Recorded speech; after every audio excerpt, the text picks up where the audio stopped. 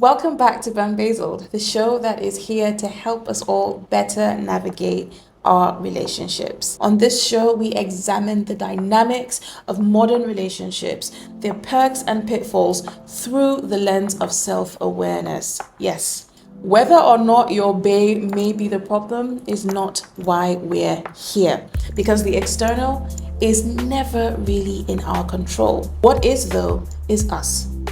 We each have agency over ourselves, how we choose to show up in life, and how we allow others show up in our lives.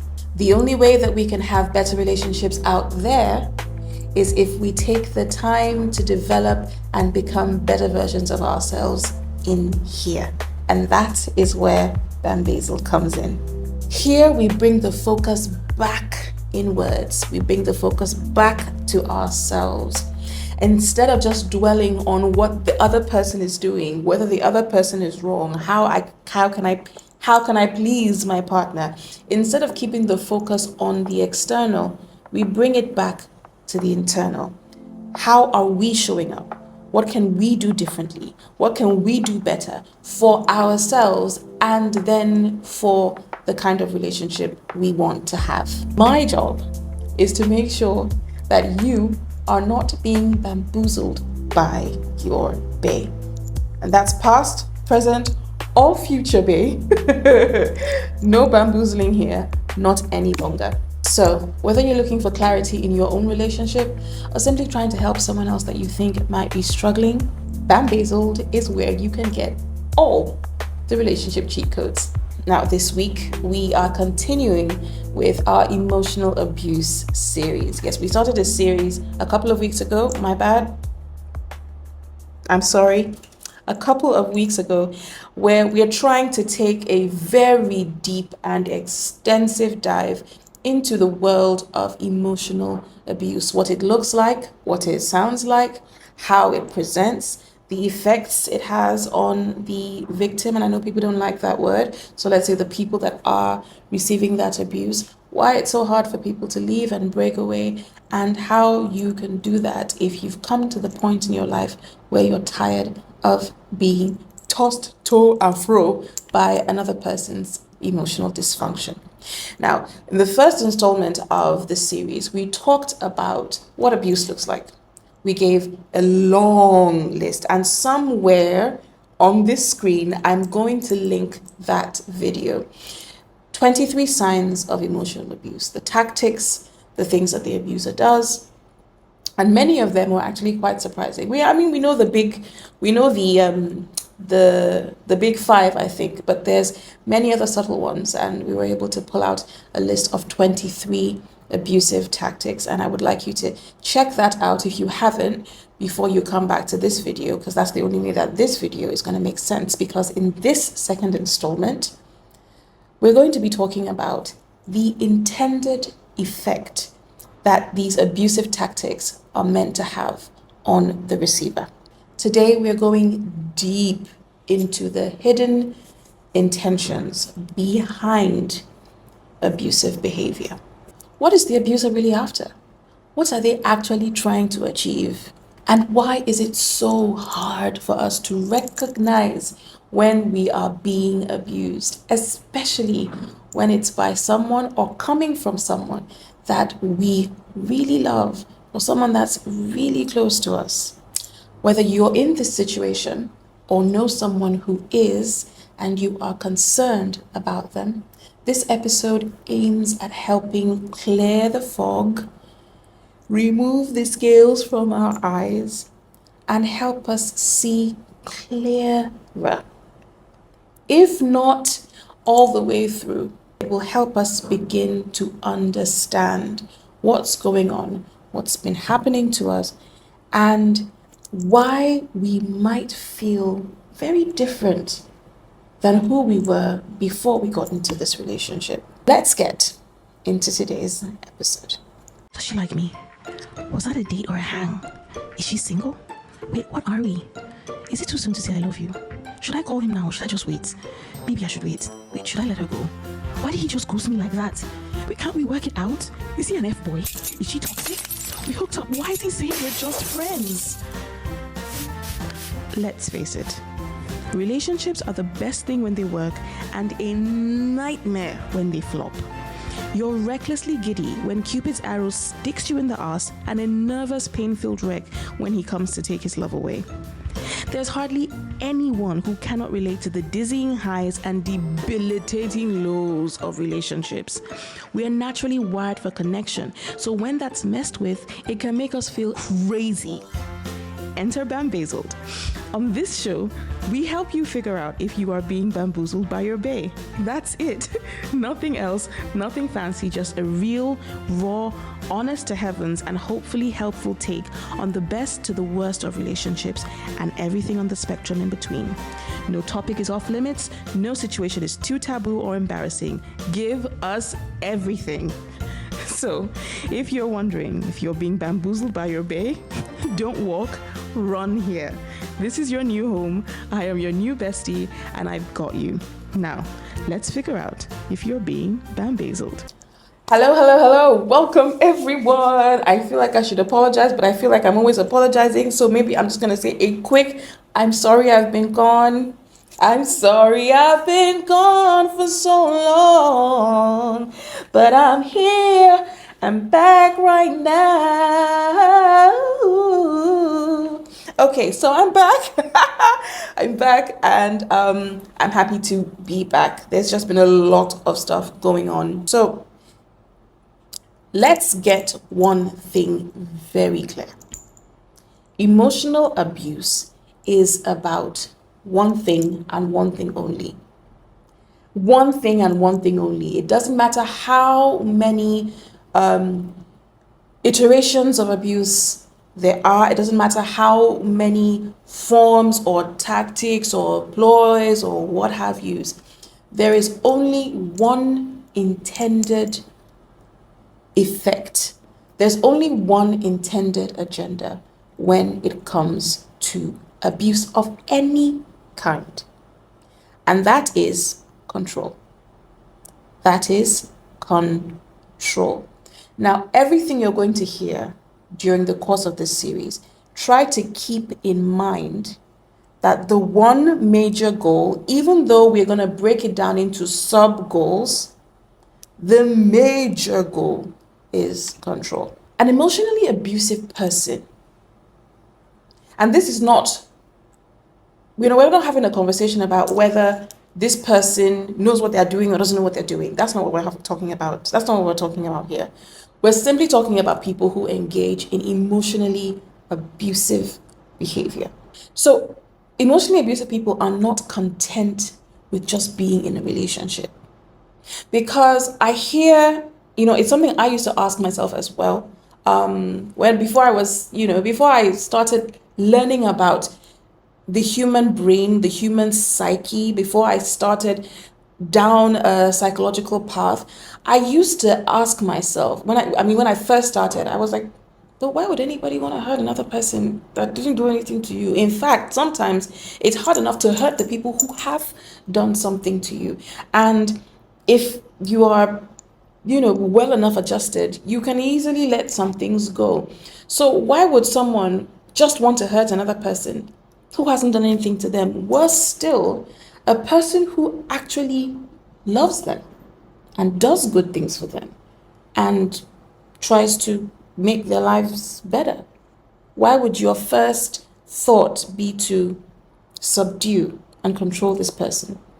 And as I studied more, I began to understand why a person would need to abuse another person, especially someone who genuinely loves them.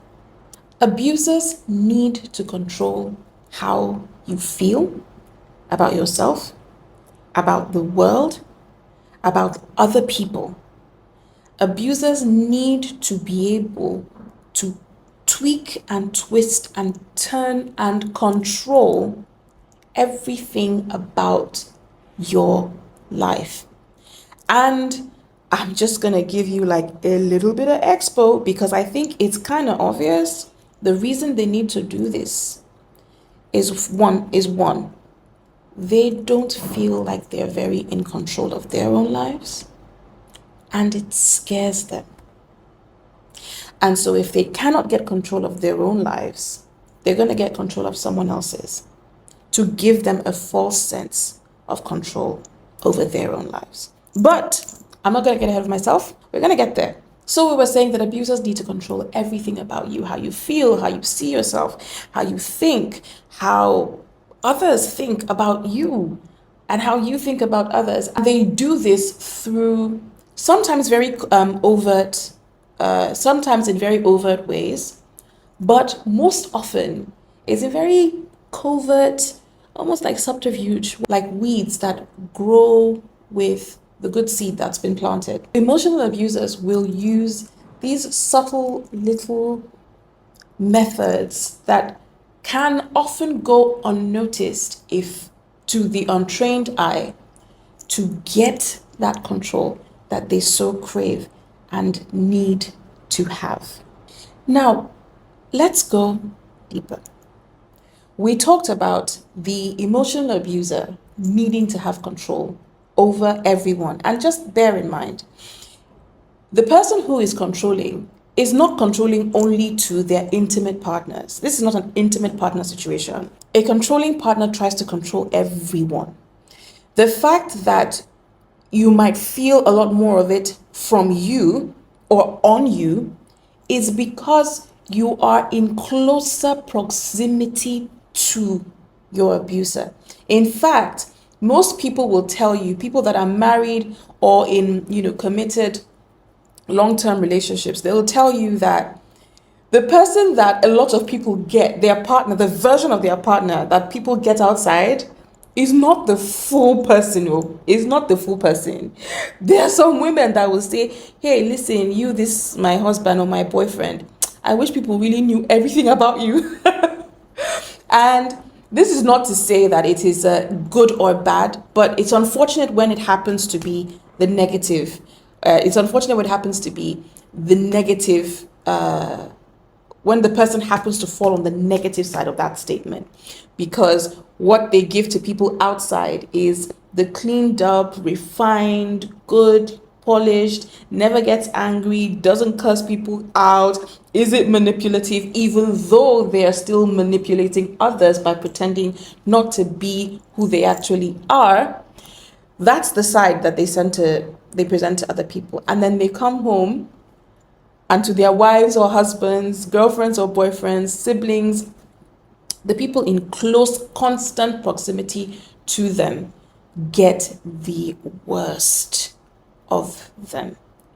And with emotionally abusive people, it's no different. At the core of emotional abuse is the abuser's need for emotional dependence. Now, even though abusive people would have you think, especially if they're of the avoidant attachment style,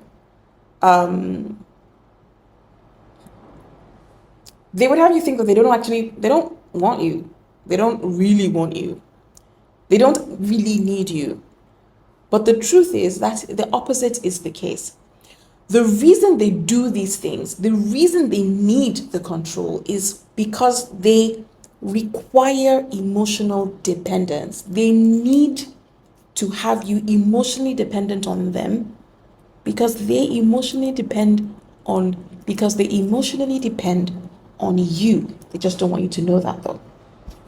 So the things they do are meant to foster emotional dependence. They want you to need them and not need them in a healthy way, because I believe that in every healthy relationship, you both need each other. That's why you're in a relationship, right? But with abusive people or emotionally maladjusted people, I think that's a better way to call it, they want you to need them to an unhealthy extent, to a point where you are unable to function without them. That is not healthy. That is not good. Think about it like addiction. Now, when a person becomes addicted to drugs, becomes addicted to alcohol, becomes addicted to anything, they can no longer function without that thing. And where drugs, alcohol, sex, whatever, where those things are external forces that sort of influence you, with the abuser, it is an intentional indoctrination An intentional addiction is being created inside of their partner so that when the partner needs to leave, they find it almost impossible to do so. So you're going to ask yourself, because we're still going to get into the list of 20, but I need to lay down, I need to lay down good enough foundation for that conversation to stand on. So what does the abuser gain from the things that we're going to talk about, the tactics we're going to talk about, and the effects that those tactics have? What does the abuser gain? It's a lot of things, but those things can basically be grouped into three broad groups, and that's what I'm just going to highlight here. And they are validation through power, emotional dependency, and feeding their insecurities. Now, everything that the abuser gains or the emotionally maladjusted person gains falls into one or all of those categories. They want to get validation. They need external validation. Now, a truly confident person does not need to control other people. Why? Because they are fully in control of themselves. And so they can be in a situation and be fine. And if that situation becomes uncomfortable, if that situation becomes impossible to remain in, they can just take themselves out of it. They don't have to control the situation. They only have to stay in control of themselves, right? So, but emotionally maladjusted people don't have that internal control over themselves. So they must control everything outside of them, and that includes you. That includes their family members, it includes the people they work with, their friends, their partners, everyone. Because if they can keep everyone under their control, then they can give themselves a sense of stability for their own lives. Yeah? So, validation. They need that external validation. When the abuser sees people around them dancing to their own beat, that's the abuser's beat, it gives them a sense of, I know what's going to happen because I'm the one that has set everything in motion. Do you understand what that means? Okay. It makes them feel powerful, essentially. It makes them feel powerful. And the only reason you need to feel something is because you don't internally or authentically. The only reason you need to create a feeling of something is because you do not authentically, internally possess that feeling already. For instance, I don't need to look for air to breathe because I already have it. I don't need to go and look for female parts because I originally already have them. And I know that's going to trigger some people. Please, this is not a space for that conversation. Everybody should do what they want to do. But I'm saying the thing you possess, you don't have to look for. People that are emotionally maladjusted, they need to create and find these things outside of them because they don't already internally possess them the way other well-adjusted people do. The second thing we said was emotional dependency.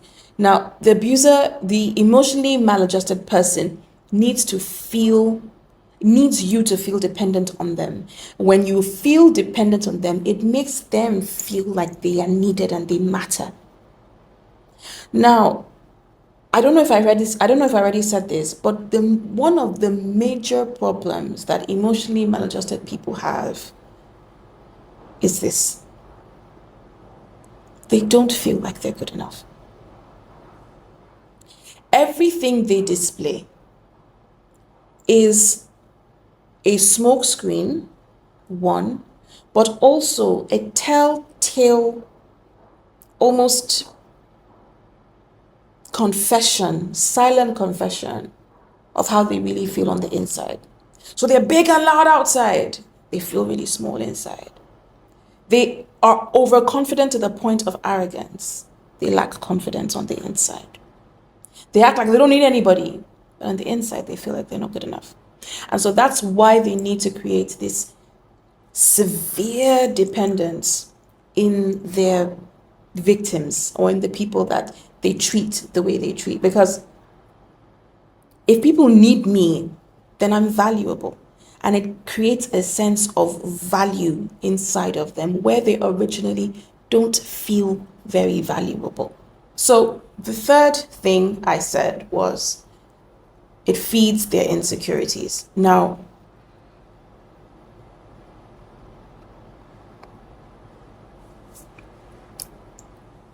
emotionally maladjusted people often feel insecure.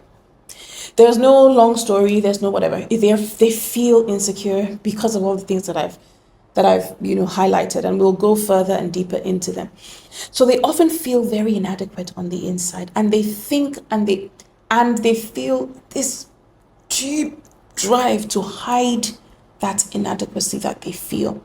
So controlling you, controlling your emotions, controlling how you feel, making you feel small, making you feel insignificant, making you feel like trash, gives them a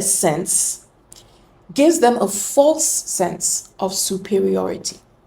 Again, if I'm already on top, I don't need someone to prop me up. I'm already above.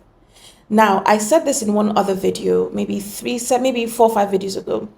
If a person brings other people down, it tells you just by the law of, physics, that they are already beneath them. You cannot pull something down if you are not beneath it. And so when you find people who often pull others down, bring others down, they are bringing them to the position that they're already in. And that's what emotionally maladjusted people do. And that is one of the reasons why they abuse others. They abuse you to make you feel small. Now, if I need to control you, but in order for me to control you, I need to make you smaller, it indicates that I need to bring you down to the size that I can contain. Now, if I was really big, I wouldn't have to make you small. I would just absorb you because I'm bigger. But if I am actually not bigger, then I have to cut you down to the size that fits my current capacity. And so they shrink you down to their size so that they can now control you. Does that make any sense? Can we keep going? All right. So here's the thing. Emotional abusers often, they don't come from a place of strength. They don't come from a place of security. They don't come from a place of positivity, confidence, whatever. They don't come from a place of strength. In fact, it's their own insecurities that drive them to break down others. However, I don't want to use the word pitiful, but however unfortunate that is, because it does elicit compassion within my heart, honestly, I hope it does with other people. That being the case, or that notwithstanding, the things they do still hurt, and they still have lasting impact. They still create lasting damage in people. And so we're going to now focus on these things that they do, but more so from the angle of the effect that they have on people.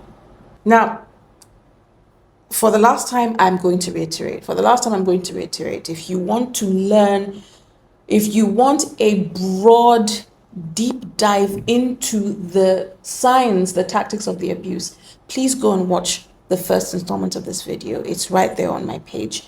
We're not going to dwell on that. What we're going to dwell on are the effects that they have on you. So number one, gaslighting. We all remember what gaslighting is. Constantly making you second guess your reality. I kept my shoe here. You moved my shoe there. I'm looking for my shoe here.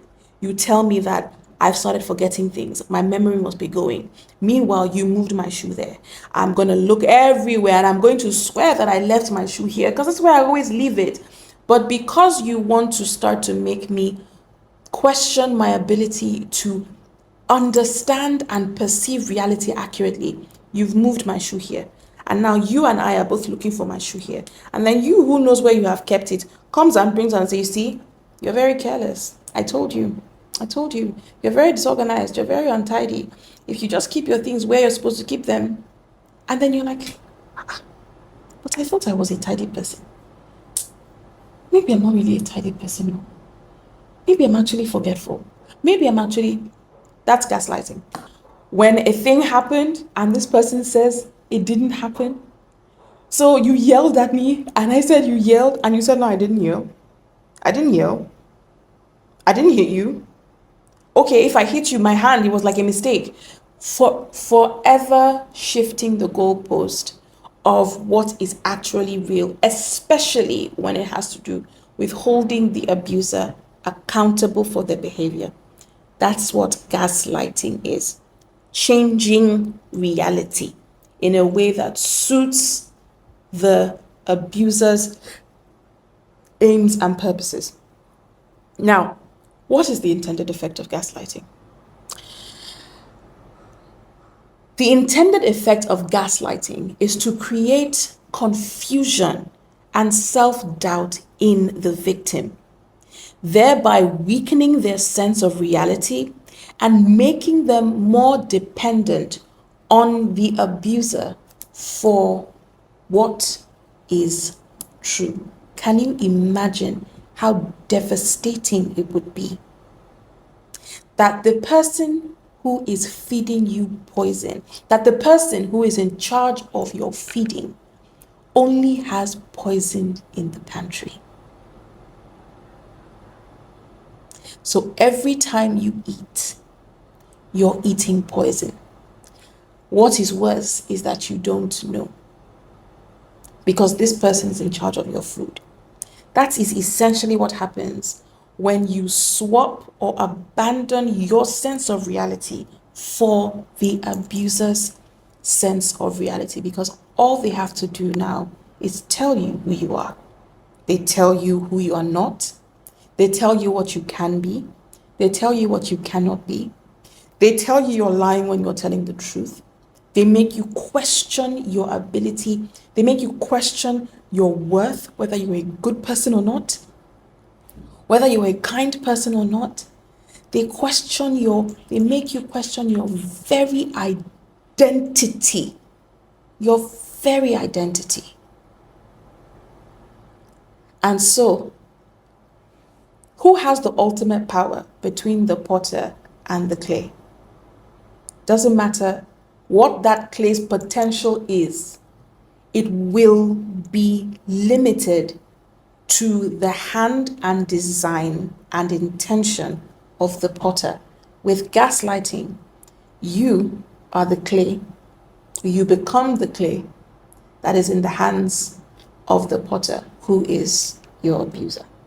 That is the intended effect of gaslighting. It is horrible, it is dangerous, and if you recognize that perhaps I'm actually being gaslit, or I've been gaslit before, I need to say this. This is not just about your intimate partner. This is not just like your girlfriend gaslights you or your boyfriend gaslights you. Anybody can be an abuser. The poison, the virus of abuse, of emotional maladaptivity or maladaptation or emotional dysfunction has nothing to do with gender, age, race, nothing. Women are abusive, men are abusive. Adults are abusive, young people are abusive. Old people are abusive. Do not think your grandmother or grandfather cannot be a narcissist. Many of them are. Many. It is not profession dependent. Your pastor can be abusive. Your imam can be abusive. Your boss can be abusive. It is not dependent on a person's profession. In fact, there are therapists that are abusive as well. My point is this. When a person's mind breaks in the way that makes them have to become abusive to others, it has nothing to do with the gender, the age, nothing. It only has to do with the experiences that they've had in life. So I said that to say, don't count anyone out. Don't count them out on the basis of their position. Find out who they are and categorize them on the basis of their behavior. That is what is important. There's a way that emotional abuse is normalized over time, and this is what makes it so dangerous. One of the hardest parts about emotional abuse is how subtle it can be. Your abuser rarely starts with screaming, rage, breaking things, hitting you. They don't start big, well, unless they love bombing you. They start the abuse little, subtle, small ways. Things that seem harmless at the time. It's like if someone steals 1 naira from you, it means nothing.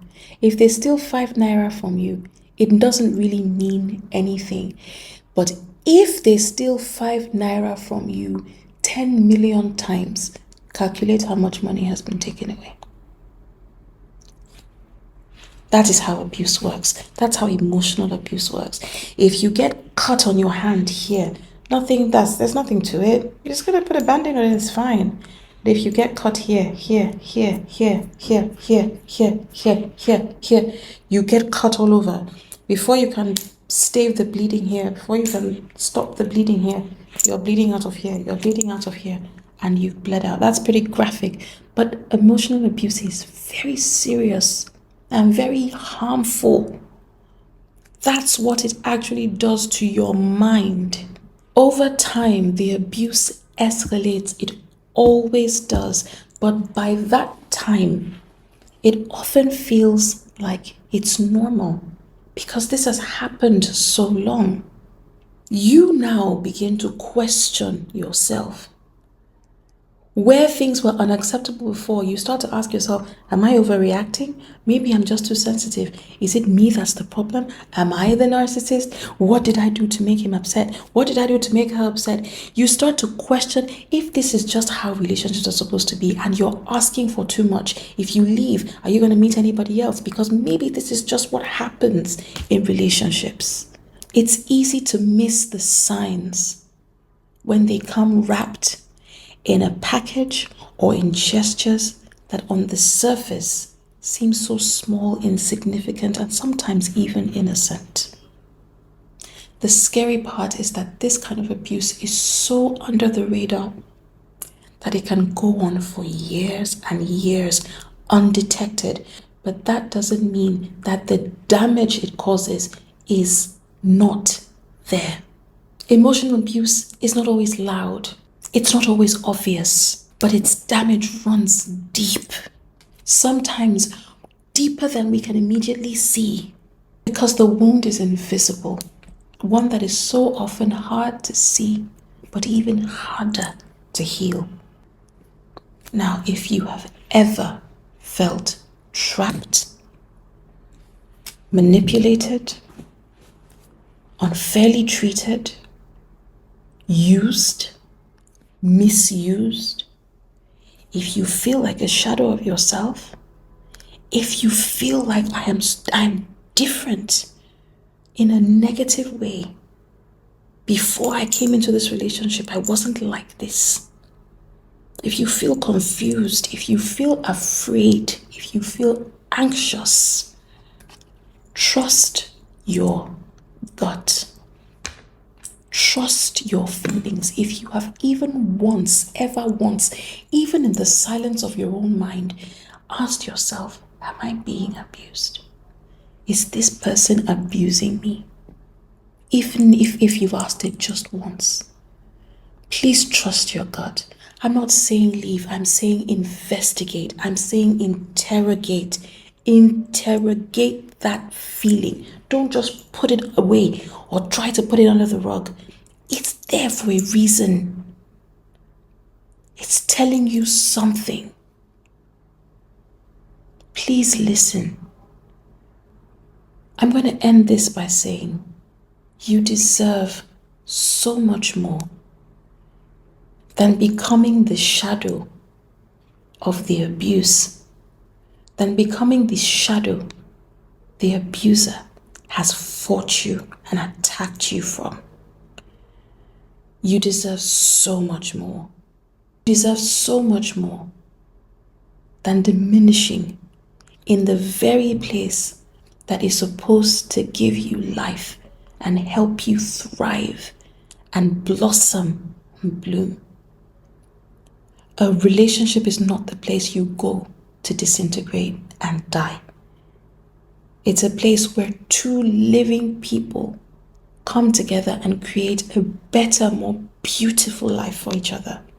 And if that's not what you're experiencing, I beg you, please interrogate at the very least.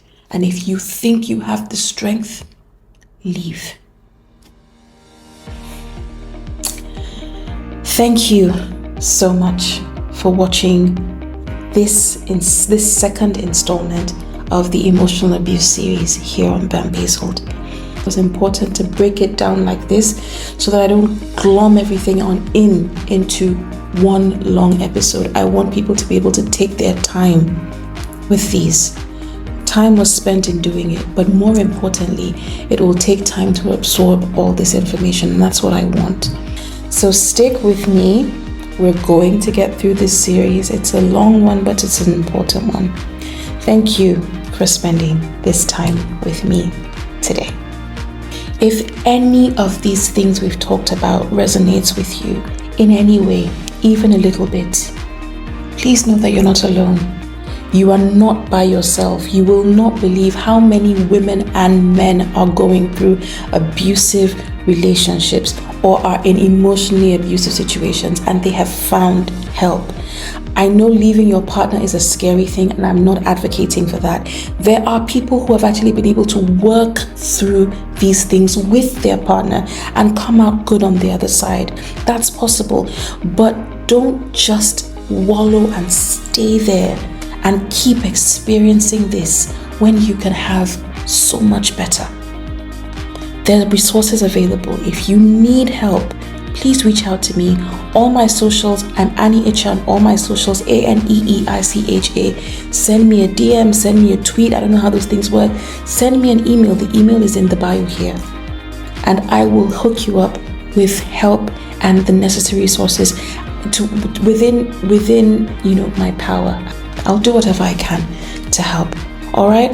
The more we recognize these patterns, I'm telling you, the more equipped we are to help ourselves, to help the ones we love, and even hopefully to help the people who abuse others. Maybe if they knew better, they would do better. I would ask that if this has been helpful to you, you share it with someone who you think it will be helpful to as well. I'm going to ask you to please subscribe if this content resonates with you. Please share, comment. I'd like to see your experiences in the comment section. It helps other people to know that they're not so alone. And I look forward to reading from you as well. So please share your experiences in the comment section. Share this video with as many people as you can and consider subscribing. I would love that very, very much. All right. You know what time it is? Sign off with me in life. We can always do better or we can do worse. Let's make sure that we find ourselves in the former more than we are in the latter. Stay safe out there in these relationship streets. Don't bamboozle or be bamboozled by Bae. I will see you again in the next episode. Until then, please let love guide you always. Bye for now.